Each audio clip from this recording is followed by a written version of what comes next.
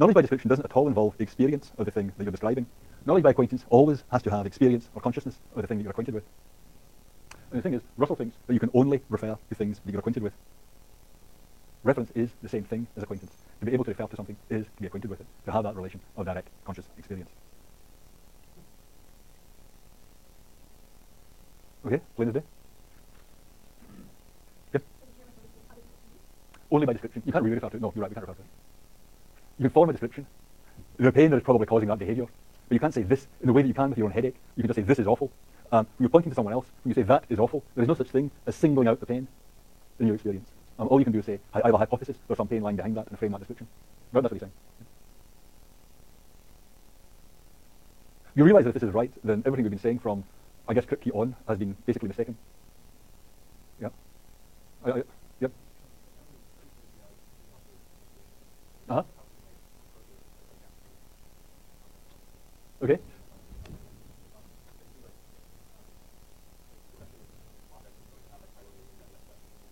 That's right, perception of objects. You said perception, let me just play this back to you. It's not going to be explaining anything this account because it's supposing the perception of objects has this explanatory priority over being able to refer to the objects. Is that what you said? Experience anyway, yeah. But yeah, perception fine, yeah. That's right. Yeah.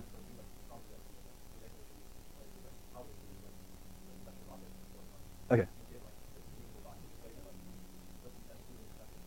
Very good, yeah. Excellent. Okay, so he's talking about acquaintance as a relation between you and the thing, right? And as you say, you could stand in that relation even though you weren't capable of thought at all. Is that right? Yeah. And he's actually got to be saying that if this is going to be explanatory. You see what I mean? It mustn't be just that acquaintance is itself a way of being able to think about the object. It must be something you can do even if you can't think about the object. Yeah? So an animal could be experiencing an object even though it wasn't able to think about it. Yeah? And your point is, but then how does that get converted into thought? All the work's still to be done. If it's something more primitive than thought, how can it get turned into thought? Is that? Yeah. Okay, well, why would you say that the animal doesn't think?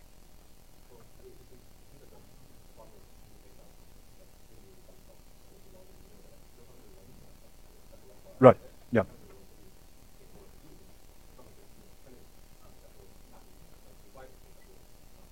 Right, yeah. Okay. Yeah, where's the explanation? Okay. I think Russell's picture is something like this. When you say conceptual repertoire, the idea there is you've got a kind of vocabulary of concepts. You've got the names of individual things, and you've got these words for universals, like yellow or blue and green and so on. So the language that you have means that there's a kind of structure to your thinking. Something that can't think. An animal doesn't go in for representations with the kind of structure that human language has. Yeah, that's okay. Yeah. So one thing that's distinctive of human thinking is that kind of structure, that you've got a vocabulary of subject terms and general terms that can be put together in many different ways. But that structure isn't enough for you to be thinking about the object. If you have that structure, well, that is the structure of conceptual thought. That's what the animal is missing. But just having that structure is not going to be enough to allow you to think about the world around you. So far, it's just dead signs. It's just something systematic that a computer could perfectly straightforwardly have. But if you ask, how does that structure of signs get hooked up to the world? How do you interpret that structured system as referring to the world around you? That's where acquaintance comes in. If you have the two things together, the systematicity and the experience, that will be enough for thought. I think something like that is Russell's picture. So what you have that goes beyond what the animal has is that structured symbol system.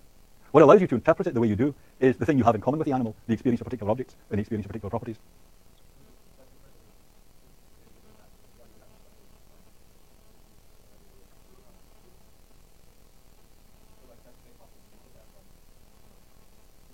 Because experience is structured already.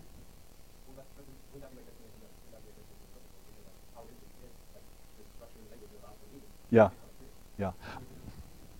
I think Russell doesn't have an explanation of where that structure comes from. And I think it's very difficult to see how you could give an explanation of where that structure comes from.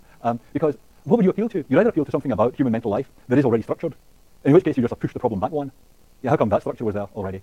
Or else you say, no, it came from something that is not itself structured. But how did that happen? But there must be some answer to that question. But I think Russell does not, as far as I can see, Russell does not have an answer to that. But it's not that he's missing something obvious here. I don't think there is anything obvious here. Am I missing something obvious here? It's always possible. Yeah?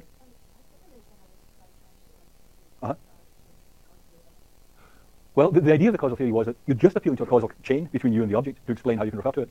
You could have a causal chain between you and the object, even if you weren't experiencing the object. If you think about the blind sight case, what's going on in the blind sight case is that the patient does have a causal connection to the object. Yeah? If you have a whole room full of blindsighted patients, then they could have a whole causal system, a whole causal network of uses of signs tracing back to a single object. None of them has any idea which object that is. None of them has ever experienced it. And Russell's kind of view is saying, therefore, they don't refer to the object.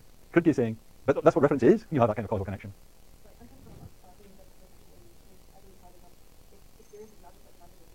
That's right.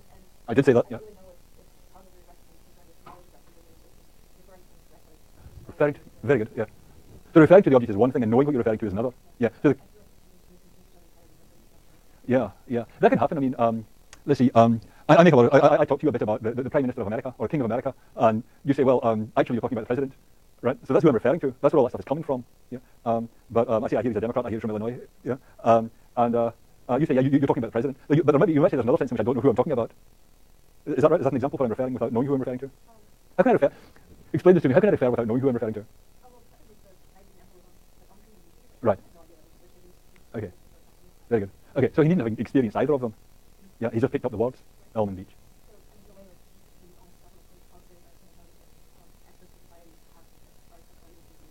Yeah. That's very good. I mean, it does happen the whole time that you have, I don't know, you ring someone up, a childish voice answers the phone and says, Daddy's at a conference on low temperature physics. And okay, so there's some sense in which you don't know what they're talking about, right? But another sense in which, yes, that's perfectly correct, right? And they've got the right causal chain there. Yeah, they're hooked into the causal chain. I mean, if I talk to you about large hadrons or, the Big Bang or stuff like that, I might be using the words fine, but I don't really know what I'm talking about. Yeah? And there's a causal theory that explains what's going on. I've got myself into this causal network, so I can use the words correctly. You can even get knowledge by listening to me. But I don't really know what I'm talking about. So you might say, well, the causal theory tells you about that kind of stuff. But in order for there to be people who talk like that, there must be people who are not talking like that. You see what I mean? If you found that Daddy has also no idea what low temperature physics is, but just picked it up from someone else and said, that's where I'm going. Yeah? It can't be that they're all like that. There must, at the end of the day, be someone who has some inkling as to what's going on. So that kind of knowledge, that kind of reference, without knowledge of reference, always depends on people who do know what they're talking about. Yeah. So at the end of the day, this is going to be correct for experience providing knowledge of reference. And then once you have people who have knowledge of reference in place, the rest of us can exploit that in the way you're describing. Is that a fair picture? Okay. So if you put it like that, it's not really a head-on collision between Kripke and the causal theory and Russell. It's rather that Kripke wasn't describing the most fundamental phenomena of reference. When you read Kripke, it looks like he's trying to describe what reference really is, what's going on in the most basic cases of reference. But in this analysis, he's not. He's describing something that just comes into play after the capacity to think about the objects around us is already set up. That's when the causal theory comes in as a kind of second-level phenomenon. Russell's describing the basic phenomenon. So you can say there is a place for the causal theory, but it's really describing something that's not of central importance. So that is that. Mm-hmm.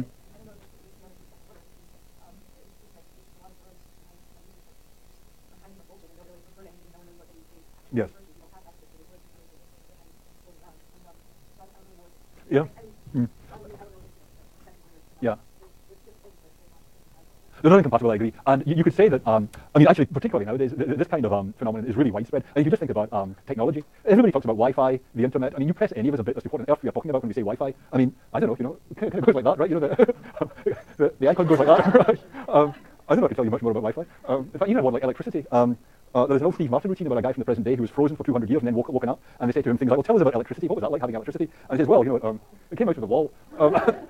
It's much more common than you might think. If you see that kind of phenomenon that you talk all the time, these familiar words, if you're really pressed, how much knowledge do you have of the thing? Yeah. So there's that. It's very pervasive. But really, there have got to be I thought it was a demonstration of the way I've gone over time again. Have I gone over time? Okay, I'm sorry. Okay, we'll take this. We'll continue with this on Wednesday. Okay, thanks.